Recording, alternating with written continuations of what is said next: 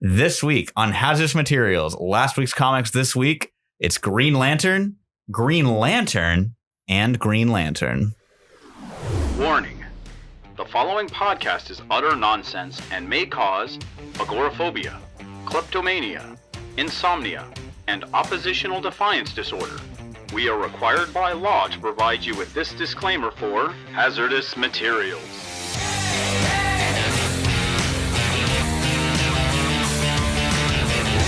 This week on Hazardous Materials, last week's comics this week, it's going to be a little special. Last 2 weeks.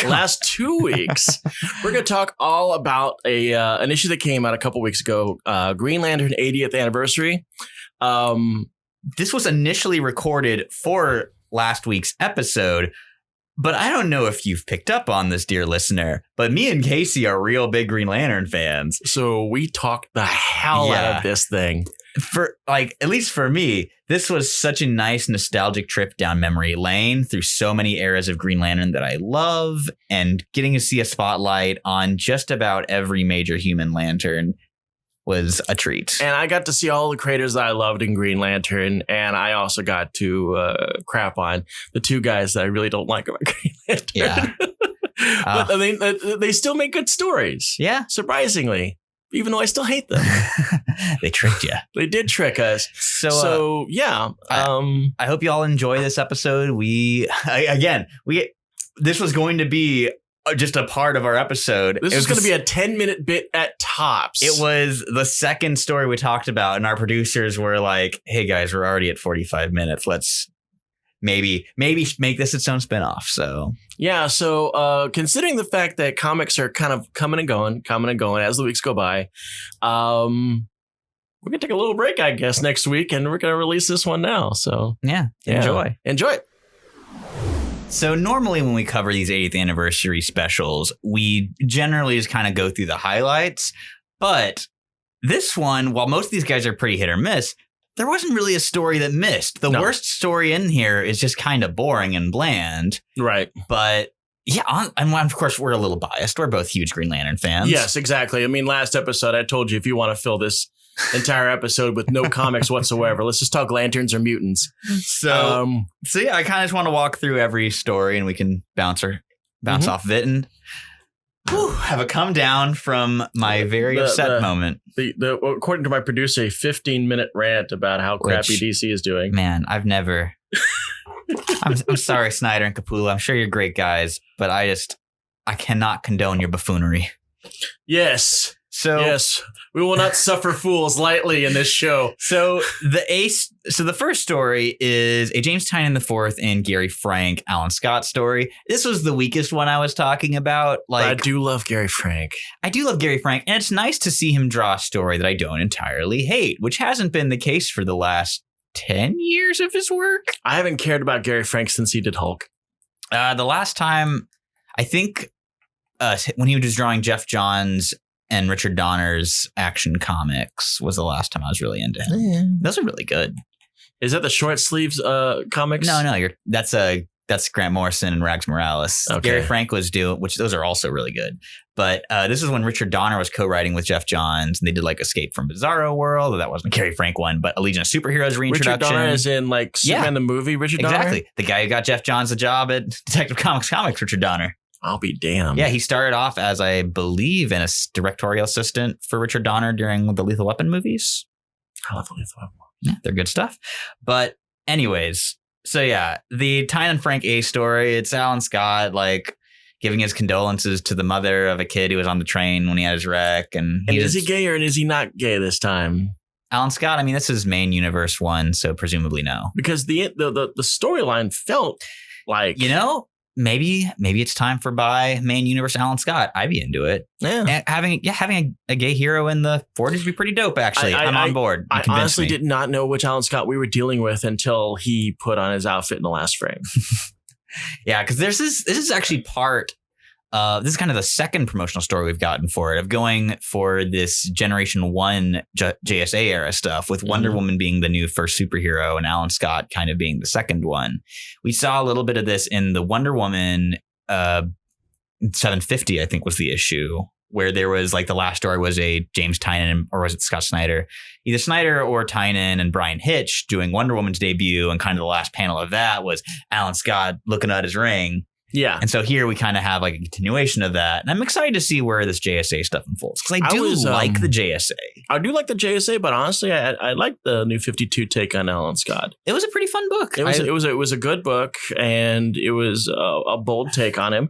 I like the new outfit. I think Earth 2's greatest crime was deciding to center on new versions of the Trinity instead of the established cast they had, and then just getting a little too weird into the woods when you had stuff like Jimmy Olsen as Mr. Impossible. And yeah, it was weird. I like the new Flash there. Yeah. I didn't really like Jay Garrick's I like that costume helmet. I thought that was kind of dumb. I was okay with that.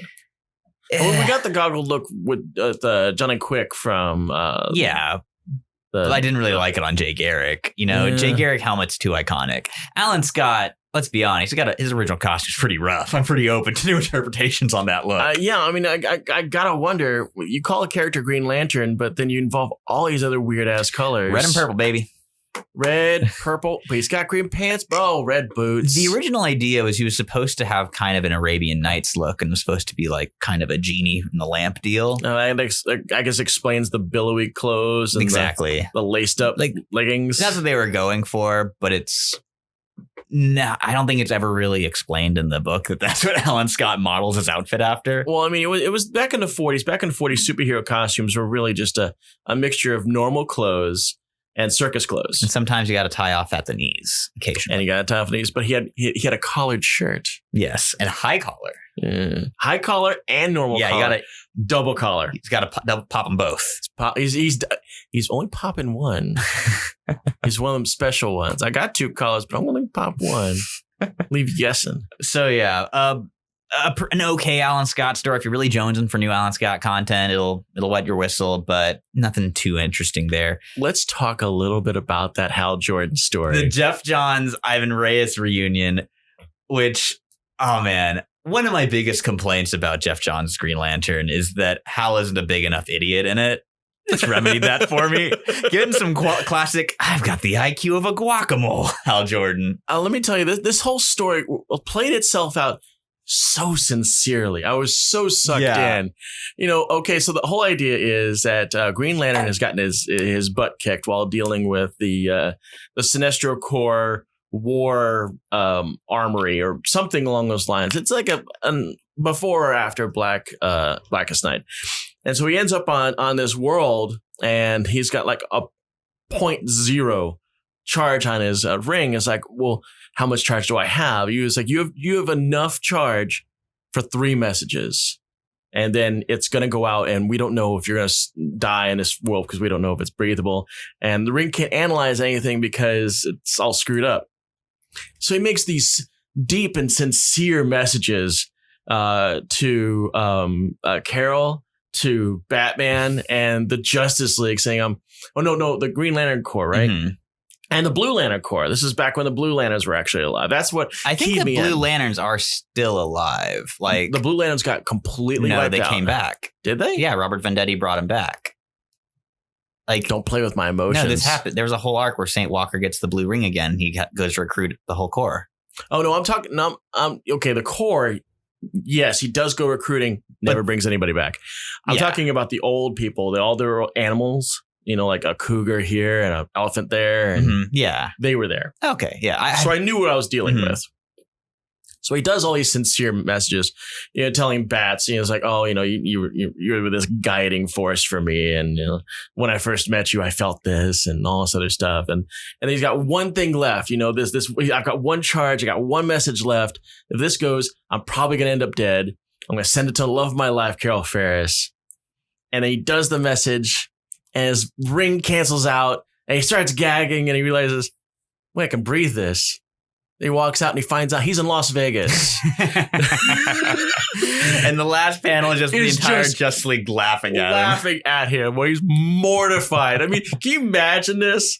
It's like, oh, ring, can you cancel it? Can you cancel it? That was probably that was my favorite of the entire book. And you're making me Trump here. But I love Jeff Johns, though. I'm not surprised. I have a complicated relationship with Jeff Johns, but this was a really fun story that had a lot of heart to it. It did. A big issue. And the fact that it was able to go so sincerely and then just completely turn it on its ass in the last 2 frames. My boy Hal Jordan, he's a big dummy. It's his one defining character trait. And so the next story after that was one that I actually did. I forgot that this was happening in this. So I was really happy about it. A Cullen Bunn, Doug Monk, Sinestro story, which really cements Bunn as the Sinestro writer. I loved his solo book he did for Sinestro. I love Sinestro's solo book. It was so good. And here it just feels like a little another taste of that, where it's Sinestro tormenting this Green Lantern who's getting the kicked out of him by some robots. There's a great little bit where he calls him a terrorist, and Sinestro goes, a terrorist, you say? The way he voices it, you mean a terrorist? Yes, that suits me. I like this. Does his little mustache twirl. He does, because love that bastard. He doesn't have any of the negative connotations. It's like, I'm giving terror out? Yes. And so he shows off his power to this Green Lantern by making constructs of himself and Hal Jordan fighting, and the robots just getting killed in the crossfire. Love the drama. Love it. Because it's all about Sinestro. It is. It is all about Sinestro. It's him doing a cool light show and showing off. Now, you've got a head for the creators. You tend to remember the creators on various projects. Who did the Green Lantern series with Sinestro and Hal? The Jeff Johns, Doug Monk, and Ivan Reyes, like the New 52 one? I don't know if it was New 52. It could have been. It could have been. Because Jeff John, the New 52 happens like 4/5 of the way into John's run.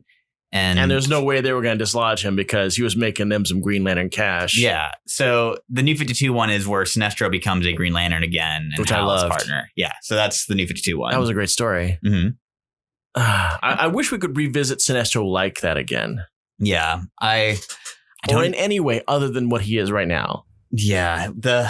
Another issue with Scott Snyder's Justice League was the dumb bringing back his Periwinkle outfit and having him as the... What was it? Was it infrared? Ultraviolet. They even base it off the colors of his outfit. Yeah. It ain't it, Chief. And just because they don't figure it being on the nose enough for you to recognize it, he even goes in the explanation of his ring. It's like, yes, I'm wearing my normal clothes. They match up with this ring, and everyone will wear these clothes now. And he shows all these ultraviolet lanterns, all dressed like old school Sinestro, like he's in a Super Friends cartoon. Yep. Wasn't about it.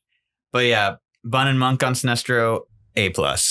And then this might be my favorite story in the bunch. It's Denny O'Neil's final published work with illustration from Mike Grell, who drew quite a bit of O'Neil's Green Lantern, Green Arrow stuff after Neil Adams left. Yeah, the old road trip. Yep. Hard traveling heroes, baby. And here, Denny O'Neil delivers a very nice end cap to his career by telling the readership, read a book. Like, read a people book. You might learn something, kids. Yeah, I read Walden. Read some Thoreau. I did that. I think that was Get a little cultured. deep. I loved it. And also, Clock King got severely schooled in this thing. Got it. Would you say he got his clock cleaned? No. But yeah, good old Hal Jordan goes on a little. He and Ollie have a good old team up. They take out the Clock King. Hal's like, shouldn't we collect the money that he stole? And Ollie's like, nah, banks are insured. I was like, hell yeah, Oliver, my man. Yeah, my deep blue Green Arrow. I've always enjoyed the old liberal versus conservative arguments of Green Arrow and Hawkman. Not many people know this, but Hawkman's a very conservative dude. Yeah, I mean, that would require people to know anything about Hawkman, though. This is quite true. Hawkman's not exactly a draw. You old ham hocks. But, so, yeah, they do a little team up, and they wax philosophical, and Ollie's like, you do what Thoreau did, go out in the woods and read a book and be self-sufficient for a little bit. And 2 years, 2 months, and 2 days. I was like, well, I'm not going to go that long. So Hal just goes for the 2 months and 2 months and 2 days on an alien planet outside of the jurisdiction of the Guardians. Just chilling. And it was nice. And I think it's a really good end, not just an end cap to O'Neill's work on Green Lantern, but also just his entire career in comics. It felt like an epitaph. It did. Yeah. It was really nice. I really enjoyed it. And that's not the only time that we reference past creatives. I think going into John Stewart's story, they talk about Dwayne, which I think is Dwayne McDuffie, who was one of the principal voices on the Justice League cartoon, which was the biggest exposure John Stewart got. And the John Stewart story is written by his widow, Charlotte McDuffie, and drawn by Chris Cross. It's a nice little. And wasn't he also one of the pushing forces for Milestone? He was, yes, one of the founders of Milestone Comics and the creator of Icon and Static and probably several other characters from them. But those are Hardware. Yeah. I think Hardware. I don't know if he did Hardware. That might have been blanking on his name now. I think might have just been a Dennis Cohen joint, but I'm not 100% sure. Well, I know it was definitely a Milestone book. It's definitely in a Milestone one. Yeah. And a damn good one. Man, I really want to go back and revisit all the Milestone stuff, but I only have like a handful of scattered issues. I don't have a full run because it is very tough to come by these days. How was the time for that, I think? It really is. And apparently DC's finally like getting the lead out of their shoes, and we're getting new Milestone stuff in the coming years. Yeah. And I saw something they dropped on Twitter where they showed a bunch of the Milestone heroes. Because like a big part of it was that they tried to shut Charlotte McDuffie out of like getting any money from it. And she's like, well, no, my husband was a founder of this company. Like, that's dark. Exactly. But it seems like with her doing this story that they've cleared things up. And it's a really nice little, like a very DC animated universe feeling. Very much. With Hawkgirl and John Stewart facing off against Dr. Polaris, a character who I always really enjoy seeing. I think he's a fun Green Lantern villain that doesn't get enough attention. I think I saw him in Villains United. That Gail Simone project that became Secret Six. He's a solid mook. Like, he shows up in the background. He's the guy who has the most iconic line in Justice League Unlimited. He's the one who said, hey, aren't you going to wash your hands? Oh, God. Oh, that's right. Is that when Luthor was in Flash's body? And Wally was in Luthor's body. And then he takes off his mask and goes, I have no idea who this person is. But yeah, so it's a fun little story that kind of develops their relationship as was seen in the Justice League cartoon. Mm-hmm. Another one of my favorites in here is the Ron Mars and Daryl Banks reunion. My Green Lantern creative team from the 90s. Oh, and my thing with Ron Mars. Maybe it's just because. Well, were you part of Heat in the 90s? Were you one of those? You one of those nerds? I was one of those guys that had to endure years of no Hal Jordan. And you didn't have to endure Hal Jordan. He was all over that damn book. Every 6 months they'd bring Parallax in. Yeah, as a villain. Yeah, but a tragic villain. Okay, tragic villain he may be, but they were still taking my boy away from me. One of the most powerful beings in the DC universe. And then he got to be the Spectre. Man, power doesn't mean jack crap to me when it comes to favorite characters. My absolute favorite character can't even freaking fly. So, I mean, power doesn't mean crap to me. Is it Spider-Woman? Well, okay, she's number 2. And she glides. She's got on hot air currents. That flying squirrel power. She does have that flying squirrel power because they didn't want to give her web lines. Spiders, famously flying creatures. The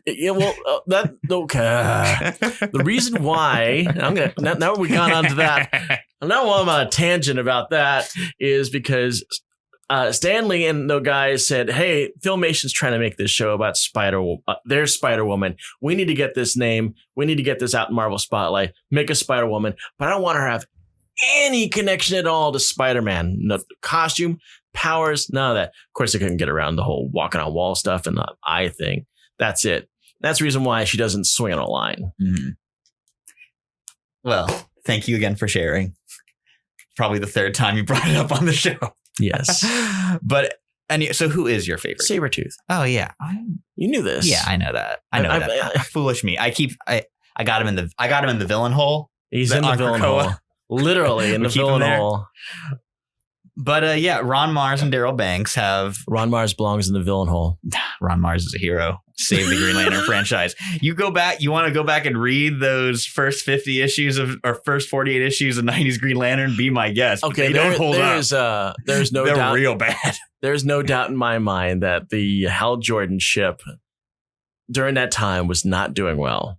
I wasn't reading it. I didn't care for it. I didn't really care for Green Lantern until he started going south. That's when I really started ringing it. Right when he started killing off his own guys is when I started reading. Green Lantern 48. Mm-hmm. Good and stuff. then he had that cover where he's got all the rings on his fingers. A Ron Mars, Daryl Banks joint. Yeah. Actually, I don't know if Daryl Banks joined the team. Mark Buckingham might have still been doing art. So I was just fascinated by it. But at the same time, I was like, well, I almost dropped my own F-bomb on that one. I attached myself to the character. And then just as I was attaching myself to this character, it got taken away from me. And then this usurper, this poser, the best character in the DC universe, steps in with his sparring gloves, and they look like they're soft, his cool gauntlets. Well, they're made of light, so they're made of silly, is what they're made of, and then they got that huge mask. Yeah, an actually effective mask. Effective it may be, it just didn't look good. Don't be upset that he doesn't have valet gloves like Hal Jordan.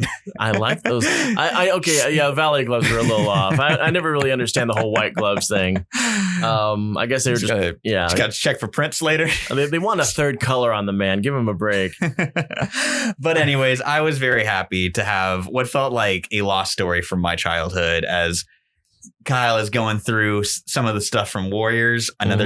Another classic 90s Green Lantern bit was Guy Gardner's bar after he retired. Yeah. Of course, a play off the fact that he used to be called Warrior, and he was covered in alien tattoos that he could draw power from. He could turn his hands into egg beaters sometimes. Mm-hmm. Good stuff. Bad times. Bad times. Can you believe the Guy Gardner Warrior ran for like 50 issues? Yes, I can. Because the 90s were a dark time. You could get away with anything in the 90s. Any book could go, like, if you weren't going 50 issues, what were you doing? How many books did Damage go for? Oh God. The Ray got a decent run too. Hell, Hitman got 60 issues. Yeah, but that book's actually good. It is, but at the time, how the hell could it possibly have survived? Preacher clout. Truth. He's like, you got Ennis, you don't want to piss him off. But he wasn't like looking like a superhero of any sort. He was Batman, I think that Batman is on the cover to number 1. And he was also morally gray, which, any kind of edgy in the 90s is what sells. Relevant to what we're talking about, my all-time favorite gag in Hitman is when the letters column, someone asks, I can't remember what the question was, but Ennis's response to it is, "You'll know I've sold out once I start writing Green Lantern or something." And then right below it is the blurb, "Next issue, Green Lantern." And Kyle Rayner is in fact in the next issue. That's hilarious. I don't think I've actually recall Ennis ever drawing any kind of superhero. I mean, I think about as costumed as you're going to get him as Punisher. Yeah. So I say it covers the Ron Mars and Banks one. We didn't do the Simon Baz thing? For my 90s kid. Well, that's like the last story. Okay. Say my 90s kid was well stated. Love to see Ron Mars and Daryl Banks on stuff together. Hope they do something soon. It's okay. We can't all have good taste on the show. Oh, damn. But moving right along, we get a Green Lantern Corps reunion with Tomasi and Passerin. Little Kilowog birthday special that was pretty sweet. I thought that was really nice. And one of 2 very good Guy Gardner stories in this collection. And yet another story that pulls a fast one on you.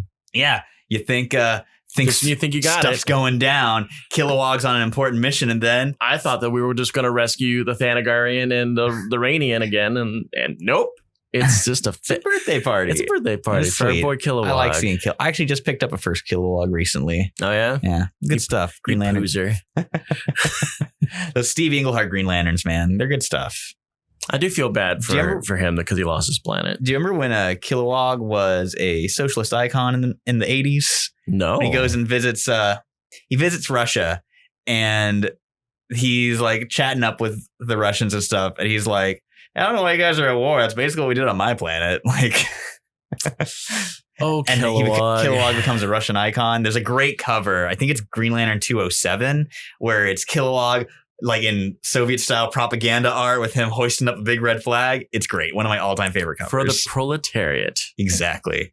Kilowog, a Green Lantern for the people. Ah. So after that, we already covered the McDuffie and Criss Cross story. We did. Now, we have some strong feelings about Robert Venditti in relation to Green Lantern on this show. Yes, we do. But this is referencing his second run on Green Lantern on Hal and Pals with Rafa Sandoval, which is, by all accounts, a much, much better book. Not my favorite Green Lantern book, but it's not the destructive run that was his New 52 series. Ah, jeez. So this story sees an older Kyle, John, and Hal meeting up at a bar and swapping stories about Guy. And they're a lot of fun. And it's all hinged on a running bit from Hal and Pals, which was Guy Gardner dubbing them the Four Corpsmen. Yes. Which Guy Gardner lifting bits from Ric Flair is, love it. It's perfect. That was a nice one because he even did it like that too. Exactly. There's four legs on a chair. Yeah. 4 legs on a chair. God. It's like four corners in a room, four seats in a Bentley. 4 walls in a room. 4 walls in a room. And there's 4 corpsmen on the earth. Exactly.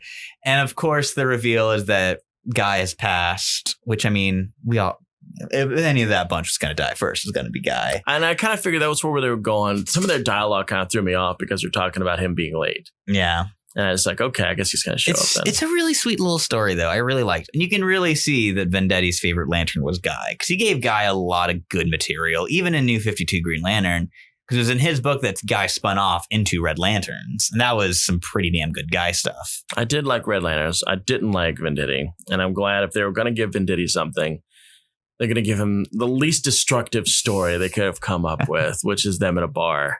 I can deal with that. He can stay there. You know, I think with some distance, and this is always one of my go-tos, I think Venditti probably had an order on high to shake things up in the Green Lantern book after John's that would left. only imply that DC editorial actually knows what they're doing. No, they don't know what they're doing. That's why they said to shake things up. Oh, no, I mean, a good thing going. I'm talking like functionality. Like they actually go to their desk and try to do a job. No, they do.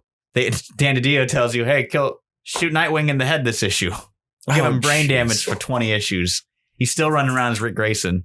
You know I heard that's coming to an end, though, pretty soon. Yeah, Joker's dangling a memory crystal in front of him. Not getting me again with that carrot bullshit, DC. I'll buy Nightwing when he's actually Nightwing again. I think you actually put me into a small 2-second torpor with that line. No, so not it. So we got 2 more stories in this collection. We do Jessica Cruz. Yeah, Jessica Cruz story and a Simon Baz one. The Jessica Cruz one is by Mariko Tamaki and Mirka Andolfo, 2 creators who I really, really enjoy. Mm-hmm. And I love a good Jess story. Yeah, because it goes back to focusing on the fact that she is filled with great fear. Yeah, she is the agoraphobic Green Lantern. Right. And her arc has been starting in Justice League, moving into Green Lanterns, and now getting this kind of story. And it focuses on her hyper focus and obsessing over something that could have made things different. So it's Jessica. Her whole struggle with anxiety, I think, is so well done. It's so personal. It's so interesting. And it harps on the fact that Green Lanterns are not chosen because they have no fear. They are chosen because of their ability to overcome great fear. And you get to see her stab King Shark with a giant kitchen knife construct. A giant serrated kitchen knife. For filleting fish. Yes. Mirka Andolfo. Serrated? Yes. She does some great work on the art, and especially with Jess's expressions. And also she draws a gnarly King Shark, so... Yeah, and of all the Green Lanterns, I've actually really taken a shine to her uniform. Yeah, I love her little one eye Green Lantern logo. I think was it's actually really cute. reading Jessica back when she was Power Ring. Yeah, that was really cool looking. That was good stuff. I thought the Rambo headband was a little silly. It was a little silly. It made her look like a Magneto acolyte from the 90s. Yeah, she just needed a big old headset to go along exactly. with it. Those random yellow headsets. What the hell was that all about? Will Spartasio really liked his goofy tech with the big old utility belts. Everybody was Breaker from G.I. Joe. Exactly. You know, he might have been using those as reference because they're so big. Like, they're so oversized. They look like toy. Oh, my God. We just cracked late 80s, early 90s X-Men wide open. Yeah, you want to talk about some crazy references? This is something I spotted from a long time ago, but there was a G.I. Joe figure that was the laser rifle trooper. Do you remember him? He had neon green and black and silver outfit. It sounds like a winner to me. The reason I bring this up is because Art Adams literally stole the helmet from that G.I. Joe and put it on Cannonball for a New Mutants annual. That's so good. I love that. Oh, do you remember the outfit where Cannonball had? I remember the big, like, perfectly round helmet with the big old visor. That was the G.I. Joe laser trooper. Oh, that rules. That's so good. And the reason why I know is because it's got the perfect visor, it's got the chin strap, and had 2 curves here in the top part of the helmet. Contours have no business being there, but they're there. Like Cannonball had them. It just tells me that, number one, Art Adams is not beyond swiping, and he's a G.I. Joe fan. So the last story by Sina Grace and my man Ramon Villalobos, always happy to see him get some work. It's a really solid Simon Baz story. And Simon Baz has been a character who I wanted to like, but I feel like he's never had the opportunity to really shine. Because when he's first introduced, he's playing second banana to Hal and Sinestro. Then when Green Lanterns shows up, Jessica is just such a magnetic, relatable story. And Simon kind of like, he's there, but Simon has been a non-character for a while. He's had no real growth at all. Yeah, like his best moment was shooting Sinestro in the gut. Yeah, like that was so good. From what I understand, and the angle that they take when he's landing to greet his family, you can see that he's still strapped on his leg, but you don't see it's a gun there. And you don't see a gun for the rest of the time. So I'm wondering. I really like this. I like Sina Grace's take on Simon being much more of an average Joe Green Lantern. Like he just kind of wants to spend time with his family. I loved the topicality of it. I think it was handled really well. I love Ramon's very Quietly-esque artwork. I really love how gritty his stuff looks. It all feels very real, but like hyper real. You know, like he's got those Quietly wrinkles going. So it's an interesting take on this one because the story is about terrorists, but it's about white American terrorists. Yes. And it's an Islamic hero stopping him. Yeah. And they don't go too on the nose by going, hey, see what we're doing. And I was really nervous when I was reading the story because I felt like they were going to have to do one of those. We're explaining the thing to you now. Yeah. And they didn't. It's just a well done superhero story. Yeah. And I really appreciated that. I mean, his sister, I think, does talk a little about some abuse that she got. Somebody saying, go home. His aunt. And then they have to point out that they're Lebanese. You know, they're not even on the no-fly list. Why am I getting this crap from you? Yeah, it made me want to see more from this creative team on Simon. And that's the highest compliment I can give an anthology story. And I think it is time for Simon to shine on his own. It is. It really is. Throw him a bone. Now, I will say, I really wish we had gotten a Far Sector story from N.K. Jemisin and Jamal Campbell. And I felt we were going to. There is a pinup for Joe, and it looks pretty rad. I'm always happy to see more Jamal Campbell artwork. Yeah. But that would have been just a really cool, like, 10-pager one-off Joe story, maybe to, like, raise more interest in the main series, and just as a nice little bonus for whenever they put the trade out. Yeah, I mean, I really thought that's where we were going because, like you, I saw the pinups at the end where they were talking about all the different lanterns. I was like, that's kind of cool. And bringing up a lot of lanterns that people may not know about, including Joe. And I had to get reminded that she is indeed from Earth and not just, a very stylish alien. She's got a cool ring. Yeah, she does.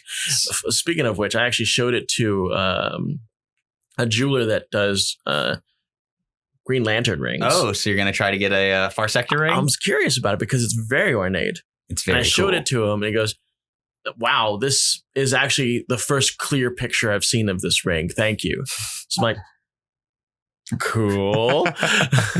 So another ring is in Casey's future. Another ring. Let me tell you how many rings I've acquired. It's probably going to go there if I can get a Far Sector ring because it's just so damn pretty. So yeah, that's the Green Lantern 8th anniversary special. Easily the strongest of this type. Although Detective 1027, because of course we're getting another Batman one soon, sounds like it's going to be good. It's got a Morrison and Quietly story in there. So I am skeptical. I wonder if Jim Lee's going to be in it. This is his Brock Lesnar moment. The once a year he comes to botch a match. We'll see. But yeah, pick it up. It's damn good. And that concludes our Green Lantern special. I hope you loved our lengthy diatribes on the various stories that came out in this epic monstrosity of a book. And I say, had I known we'd be spinning off into a whole episode, I would have spent even more time on him. Yes, this explains why for 2 weeks in a row we're wearing the exact same outfit. Yeah. So like and subscribe if you like what you see and you hear what you like. Hit that bell. We do these every Tuesday. Well, we try to do every Tuesday, but the Backstreet Boys reunion special has kind of gotten in the way of a lot of the stuff out there. But it is way too powerful. But we're trying to overcome it. Check us out on our Patreon. We got a whole bunch of social media links below, including my own personal page on Facebook. And that about does it. We'll see you next week.